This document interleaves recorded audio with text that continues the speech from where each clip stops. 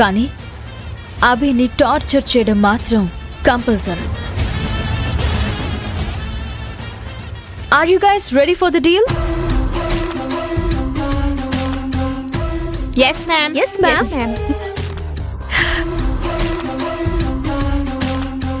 ఏంటి కనిష్క, ఏదో డీల్ అంటున్నావు? ఇప్పుడే స్టాఫ్ అందరికీ ఒక అద్భుతమైన ఆఫర్ ఇచ్చాను. నీకిష్టమైతే నువ్వు కూడా ఆఫర్ ఉపయోగించుకోవచ్చు. ఆఫరా? ఇంతకీ ఏంటది? అభిని టార్చర్ చేసే బంపర్ ఆఫర్, అభిని ఇన్సల్ట్ చేసే లక్కీ ఆఫర్. నువ్వేమంటున్నావు నాకు అర్థం కావటం లేదు కనిష్క. అభిని టార్చర్ చేయడం ఏంటి? అదే కదా ఆఫర్. డబ్బులు కావాలంటే అభిని అవమానించాల్సిందే. నీ ఇంట్లో మనిషి కాబట్టి, నీ తమ్ముడి భార్య కాబట్టి నువ్వు ఈ ఆఫర్ యూజ్ చేసుకుంటావో లేదో నీ ఇష్టం. కావాలంటే నువ్వు మినహాయింపు తీసుకో, నేనేం అనుకోనులే. తమ్ముడి భార్య అయినా మన ఇంట్లో మనిషి అయినా అదంతా ఇంటి వరకే పరిమితం. ఆఫీస్కొచ్చాక డ్యూటీయే మెయిన్.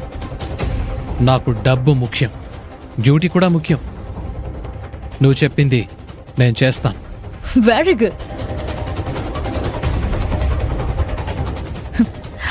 అయితే ఇంకెందుకు ఆలస్యం?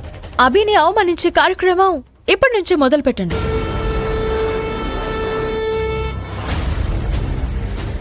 ఇప్పటి నుంచి ఉంటుంది నీకు అసలైన టార్చర్.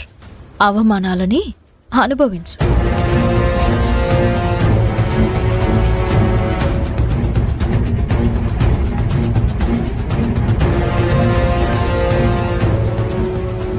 భర్తకి బాగలేక ఇంట్లో ఉంటే భార్య పని చేయడానికి వచ్చింది. భర్త అంటే ఎంత ప్రేమో ఈవిడ గారికి.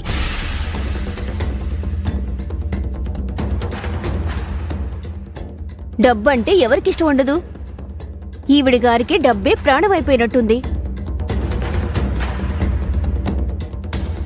పని చేయడానికొచ్చిందో లేక తన భర్తకి సేవలు చేయాల్సి వస్తుందని భయపడి వచ్చిందో ఎవరికి తెలుసు? భర్త మీద ప్రేమ ఉంటే అసలు ఇక్కడికెందుకు వస్తుంది? ఆ మొహం చూస్తేనే తెలుస్తుందిగా.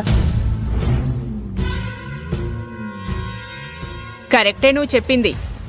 వీళ్ళు డబ్బులు సంపాదించడానికే వస్తారు, పని చేయడానికి కాదు.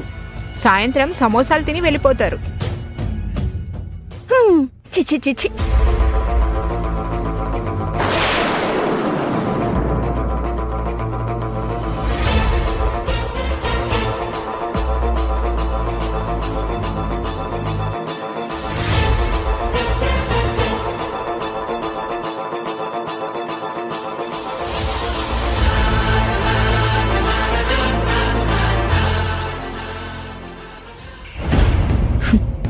ఇదేం చూసావా అభి? ముందు ముందు నీకు నరకం స్పెల్లింగ్ రాయిస్తూనే ఉంటాను. క్షణ క్షణం అవమానాలతో కృంగిపోయేలా చేస్తాను. నా ముందు దించిన తల ఎత్తకుండా చేస్తాను. చూస్తూ ఉండు.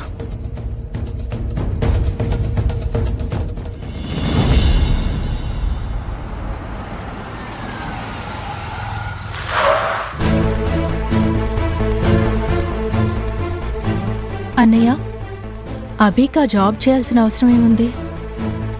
తనతో ఒకసారి మాట్లాడదాం. నేను అదే ఆలోచిస్తున్నానమ్మా. మరైతే అభి కాల్ చేయి అన్నయ్య. సరే అమ్మా.